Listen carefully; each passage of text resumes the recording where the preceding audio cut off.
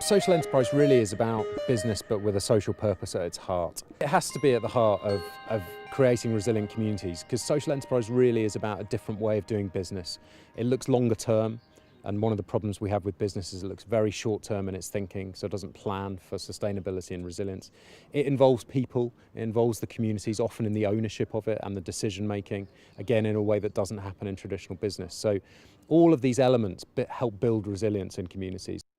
The only way that we're going to be able to work in the countryside long term is to make these communities self-sufficient, not just in terms of food or water. It's jobs, it's having people working, living, shopping, being educated within the community. There isn't one solution that applies to everywhere. You know, it is really important that we have those people here, the young people with vision and entrepreneurial skills and sort of fire coursing through their veins. You know, we need the young, the firebrands, the radicals, the doers really, the go-getters and the doers. Looking at the small communities and finding ways of helping them should actually be at the core of local and government policy. Yeah, the guidance is essential. I think removing the gobbledygook is also essential. I think saying it's that simple. You know, we're going to help you try and create a life that might involve having a part-time job, might involve having your own business, and that's the sort of mix that you're going to have to get used to in the future. It's a good life in the area that they want to be. That's really the goal.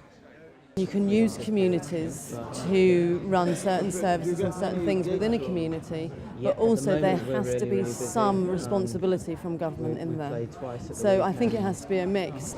The way that we're living at the moment isn't sustainable. As a parent of teenagers, I'm concerned that wherever we live, they go somewhere else and they often don't find what they want locally.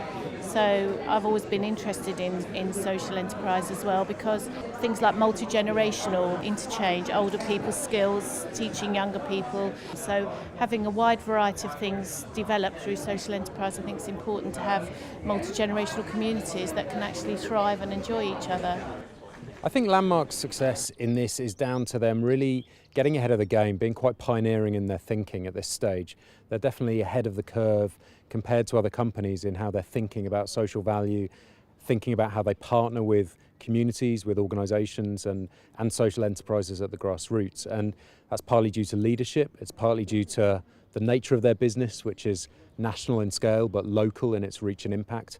And they've got huge potential to have real positive impact on a whole number of areas that they work in: rural deprivation, employment, and the spending power they have to release to. Landmark are one example of a company that are really thinking this through and really taking it seriously in the way that they run their business.